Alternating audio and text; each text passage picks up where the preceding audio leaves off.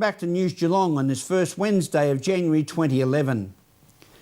An F500 speed car are an excitement machine powered by a 500cc 2 or 4-stroke engine run on methanol with pre-mixed oil if applicable.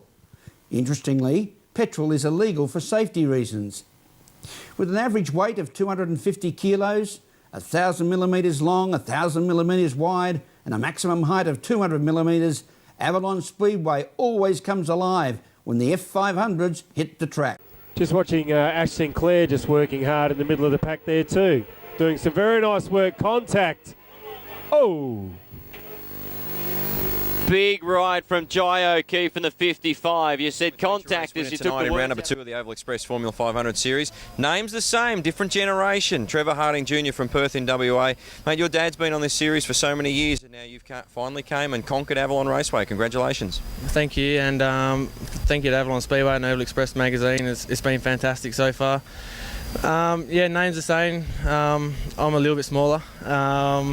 It's been amazing. You know, last night we qualified the car off pole, and it was just absolute heartbreak. You know, round one, just everything all came together, and then to not actually get the green light, it was absolute heartbreak. And the team have worked so hard, the people behind us, the amount of money we've had to put into the whole thing, and to put the car on pole and then not get to start, it was, like I said, it was heartbreak for everyone. But tonight's been great. We done what we had to do, sort of redeemed ourselves a little bit. You know, the win tonight was for the team and obviously everyone else, so hopefully we can keep this going. This is obviously a long series. Not starting the feature last night hurt us, obviously, in the points only round one, but like I said, we redeemed ourselves tonight and just see what happens from now on. 2 quality Americans in the field. Everybody who's anybody from Australia is also contesting this championship. You're right in the mix now. Confidence levels really at peak levels, I'd imagine, going into round 3. Yeah, it's really helped our confidence, myself and Daniel. Obviously with Travis Centre Jr. over here, we've been keeping a close eye on him, what he's doing in America, and over the last few years in Australia he's been very dominant. I was lucky enough to pass him in the heat race, and when I came into the pits I sort of had a little giggle to myself and thought that was pretty cool. But you know, to do what we done in the feature tonight, to do what Daniel done in the feature last night, led every lap, I led every lap tonight, it does help our confidence, but we're not going to get too big-headed yet. It's only the second round and there's 6 more to go. So the hot blustery conditions today played havoc with the track. It was dry, slick towards the end. It started to take a little bit of rubber, but you're just so smooth, so calm, so poised, and did everything right in lap traffic. Yeah, I was waiting for lap traffic to come up. I was sort of dreading it a little bit. Jeff Murphy built these cars for us. He's here with us tonight. He knows what to do. He knows the way we like to drive them. And you know, I've heard it said before, Murphy magic, and you know, last night and tonight it really was Murphy magic. Congratulations, awesome performance. Well done, Trevor Harding. Thank you very much. The second annual Surf World Surf and Skate Expo has proved a big hit in prime Torquay holiday time, attracting keen visitors looking for a variety of surf and skate items, as well as providing an opportunity for stall holders to display, sell, trade and network with a wide range of fellow surf and skate fanatics.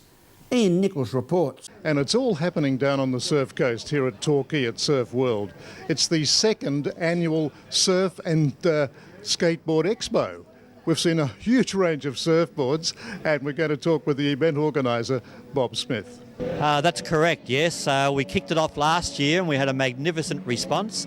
We had 400 people through the door last year, all wanting to look at old vintage surfboards and skateboards. Well, you said 400 last year. I wouldn't be at all surprised if you top that. I know it's another warm day on the surf coast, but this is the place to be, isn't it? It certainly is.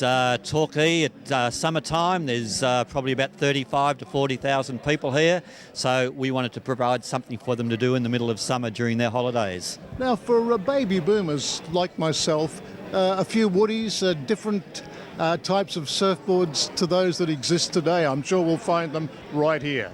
Yes, well, I think I'm a baby boomer also, and when I think back to my first new Fred Pike surfboard in 1965, it weighed about 30 pounds, whereas today you can pick them up in a couple of fingers almost. Well, we used to affectionately call them a plank, didn't we, in those days? Have we got any of those on exhibition today.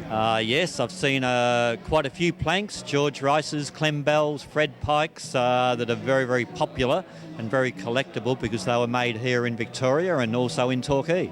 And of course it's a skateboard expo as well. This is something that's sort of come in the last 20 years or so, but has there been much change in the development or the manufacture of a skateboard?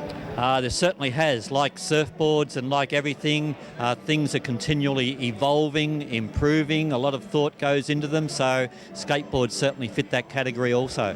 And also surfing memorabilia and of course the good old T-shirt. Yes, well, you know, back in the day, back in the 60s, we put on a pair of jeans and a pair of thongs and an old T-shirt and we cruised down the coast. No labels on them back then. These days, they've all got labels on them and they're certainly a great part of the surfing culture. And we have traders here today as well. What sort of stuff are they selling? We've got old surfboards, we've got surf movie posters, we've got artwork, photography, skateboards, a little bit of everything. We leave it up to the stall holders to bring along what they would like to show, what they would like to sell. Now this is Geordie Brown, who runs a business called High Tide. He's from Skeens Creek and he's got a unique collection here. Just an amazing, and you say they're all pre-sold because they've been made to order. Yeah, well, I only make custom boards. I don't stock shops. I make about 1 or 2 boards a week, and yeah, I make boards to suit people. So these are all sold. It was just a good opportunity for me to come down and show people my boards. Well, just the fact that you make it in a week, including the artwork. Yep, the artwork. So I make about 1 board a week. I make the board from scratch. Most surfboard these days are made overseas or made by machines, where I learnt the old way, so they're all handmade. I hand make the stringers, glue the blanks up, hand shape them, glass them and do all the artwork myself as well. Well, it's a credit to you. You've been doing this for very long. Yeah, I've been working in the surf industry for about 11 years, since I was 14.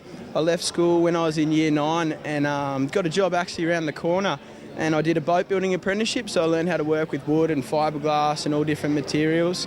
And then I worked in a few different factories over the last 10 years, but yeah, now I've been doing my own thing for about 2-3 years. It's working really well. At the 2nd Annual Surfboard and Skateboard Expo, this is Ian Nichols for News Geelong. Thank you, Ian, as we go to a break on News Geelong and return with our sports report and weather after this.